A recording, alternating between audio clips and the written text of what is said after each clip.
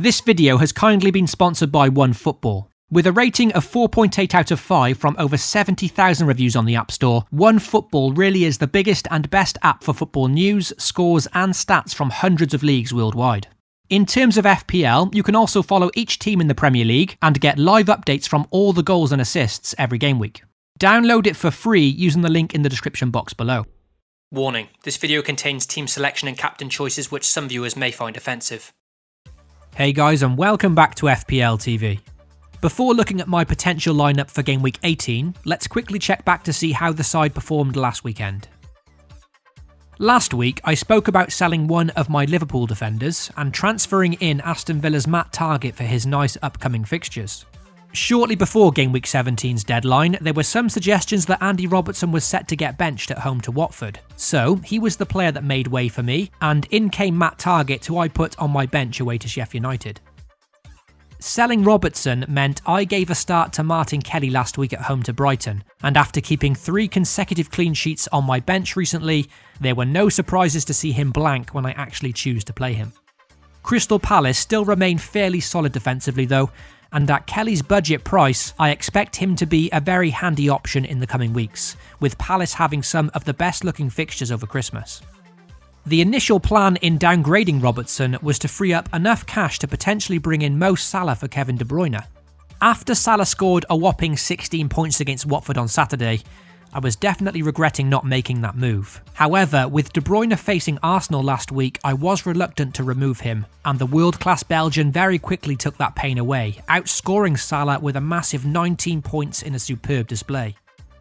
Elsewhere in my side, there was a clean sheet from Alexander-Arnold, and it was business as usual for the man, the myth, the legend John Lundstrom, returning to form and producing an assist as well as a clean sheet for a brilliant 11 points. There was also a very welcomed goal from Wilfried Zaha on Monday night, with his 8 points making him my 3rd highest scoring player last week. In fairness, the goal kind of came from nowhere, because much like his previous 2 game weeks, he was rarely involved in the game. Therefore, this 8-pointer was certainly a pleasant surprise. Does this goal save him from being transferred out of my team? Possibly not. His fixtures look great, but his performances haven't been, so part of me is tempted to take those 8 points and run. The biggest letdown of the game week has to be Chelsea's poor display at home to Bournemouth. The Cherries had conceded 11 goals in their previous 5 games, so it was a bitter blow to see Abraham and Pulisic blank. Especially Pulisic, who's now blanked in 4 consecutive games since I brought him in. What a disappointing signing he's turned out to be. The frustrating part is that his underlying stats still remain impressive, but all that counts for nothing if you don't score points in FPL. And for that reason, he too is on the chopping block in game week 18. There was just 1 single assist from my captain Vardy last week, which definitely felt underwhelming considering it was a home fixture against Norwich. However, on the bright side, my only other consideration was Tammy Abraham, therefore no regrets there in captaining the Leicester man for this one. So all in all, it was another very respectable game week, courtesy mainly of Kevin De Bruyne, with a score of 70 points in total. As you all know by now, it's been a very poor season for my team, but in fairness, the last 2 game weeks have been an improvement, with 2 consecutive green arrows and a rise of roughly 400,000 places. The plan now is to simply try and remain positive and do my best to continue this run over Christmas, and if I can maybe get to 1.5 million by January, I would certainly take that going into the second half of the season. Let's move on to game week 18 now and check out a few players potentially coming in and out of the team, as well as looking at how the side is shaping up. Also, if you enjoy the content here at FPL TV, be sure to drop a like on the video and most importantly get subscribed to the channel. This week, if I am to make a transfer, it'll be a change to my midfield, and the 2 players I'm interested to bring in are Tottenham's Dele Alli and Aston Villa's Jack Grealish. Both teams have a very nice run over Christmas, with Villa playing Southampton, Norwich and Watford in their next 3, and Spurs facing a Chelsea side without a clean sheet away from home, as well as Brighton, Norwich and Southampton to follow shortly after. In terms of players that I'm looking to replace, one of either Zaha or Pulisic will be leaving the team for this week. For me, this is a tough choice, because although Zaha has been in better goal-scoring form, Palace in general are just very conservative, and Zaha for me hasn't looked very convincing. In the last 3 game weeks, he's only managed 2 shots, with just 1 being on target. Meanwhile, although Pulisic has blanked in 5 game weeks in a row, he has got into plenty of good goal scoring positions, so with him it does feel like he's due a big score. With the luxury of 2 free transfers available, the one move I'm almost certainly going to make is Pulisic out and Dele Alli coming in. So let's now see how the team would look with that move in mind. With Leicester facing Man City away this week, this gives me a chance to play Tom Heaton in goal at home to Southampton, which was one of the reasons I've kept him in my squad until now.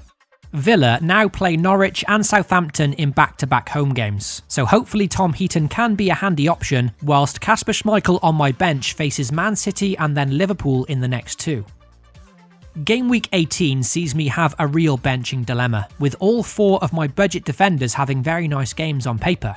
This means if I do want to play 4 midfielders this week rather than 3, one of Targett, Rico, Lundstram or Kelly will have to sit on my bench. A tough choice.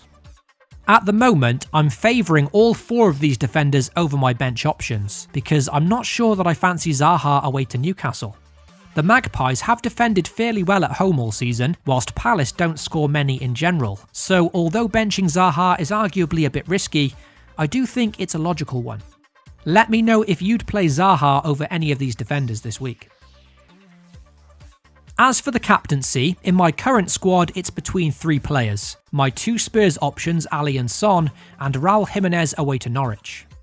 Following a huge 19-point haul in the previous game week, Kevin De Bruyne also looks to be a very solid option. But with his opponents Leicester currently boasting the best defensive record this season, I've chosen not to go with him.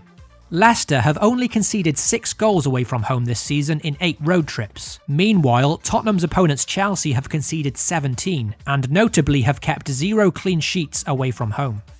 For this reason, I've got the armband on one of my Spurs options, and my gut feeling is to go with my new signing Dele Alli, simply due to his fantastic record against Chelsea in the past. Both Son and Jimenez still remain strong considerations though, and I'll finalise this choice before the deadline tomorrow.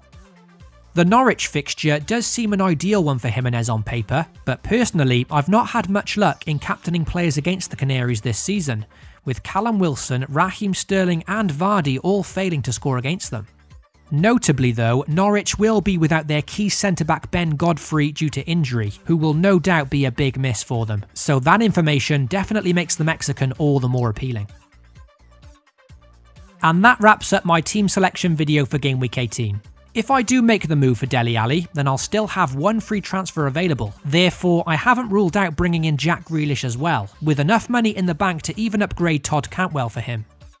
If Grealish does come in, I'll then have to bench one of my budget defenders. So if you'd like to see my final locked in team, you can do so over on the FPL TV Twitter page shortly before the game week deadline.